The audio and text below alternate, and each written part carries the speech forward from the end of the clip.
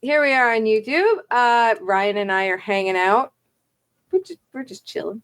The lovely Ryan and I are chilling, listening to some rock music and some good suggestions here. There is a form you fill out. The link is on our video description. That's how you get songs to us. There we go. Yes, suggestions in the comment section are wonderful, but we never do them. Okay. Yes. All right. So I'm going to do this right up. Yes. Bear with me. I'm blind, and the text is small. So here we go. All right. So it's a Stevie Nicks one, correct? So our request is from the wonderful Corporate Goth. She gives us amazing requests all the time. And she's lovely too. Remember? She is very lovely. Yeah. She has to say, I know you guys have done Fleetwood Mac, but not so much of Stevie Nicks solo. I love Stevie Nicks, so this is good. Stevie has been a huge inspiration to me in many ways, and I think she's incredibly underrated as a songwriter. She goes on to say that this song was originally on her 1983 album In the Wild Heart, and the performance is from 2008. Wow, okay. In the Wild Heart. I was quickly looking up here just to see if there's any songs from this album that I would just know by title, right? The Wild Heart album came out, 83. It's her second solo album as Stevie Nicks.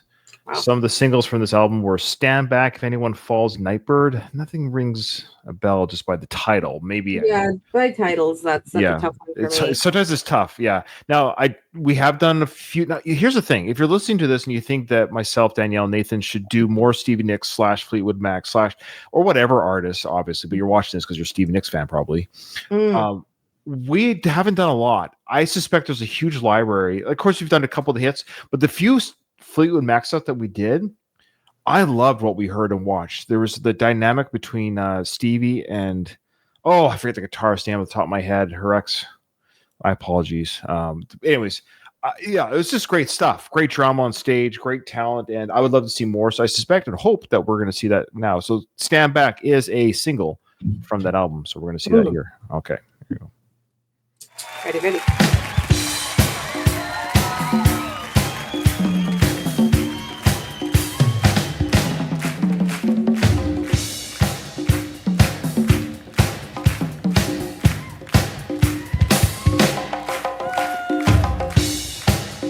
Oh, yeah, I like that. Boom.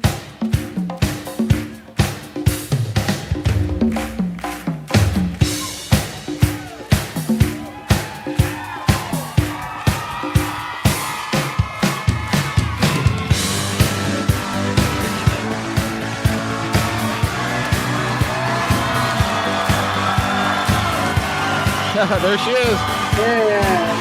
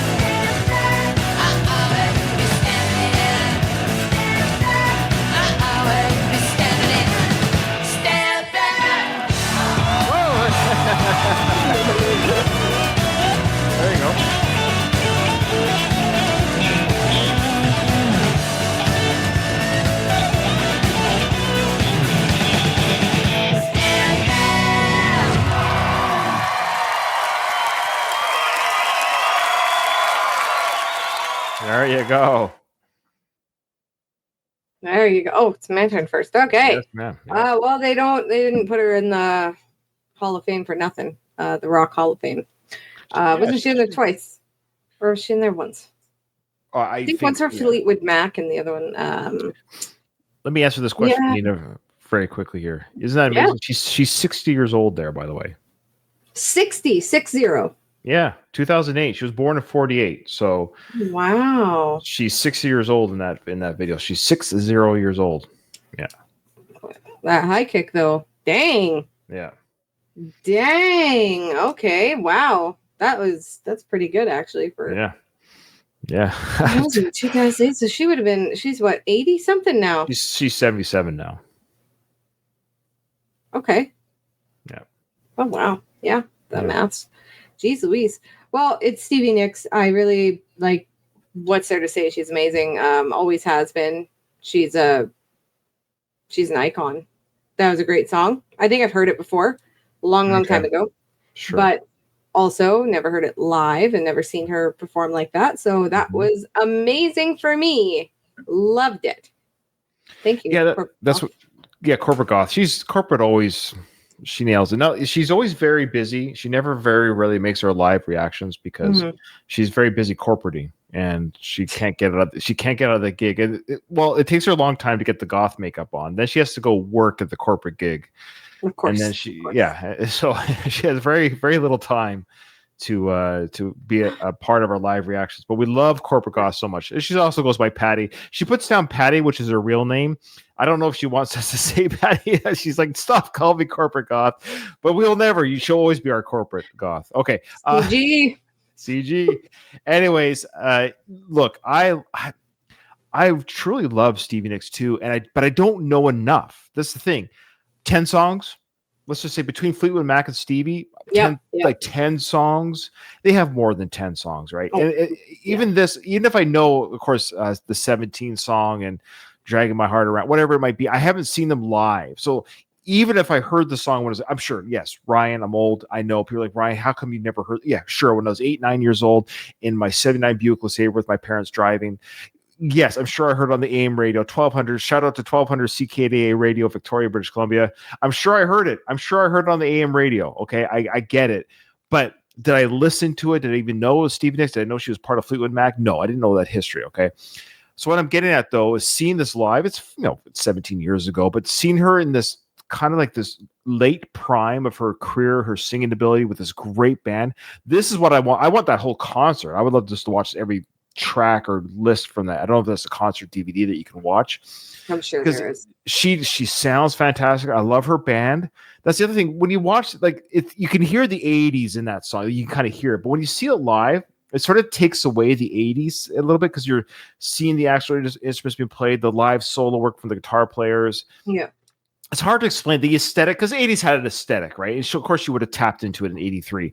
But when you see it performed in 2008, some years later, it doesn't sound aged or cliche or corny because it strips it away when you see the live band playing with the backup singers. And I love her outfit too. I wanted to comment. I know she always wears those type of capey type things, but I love the yep.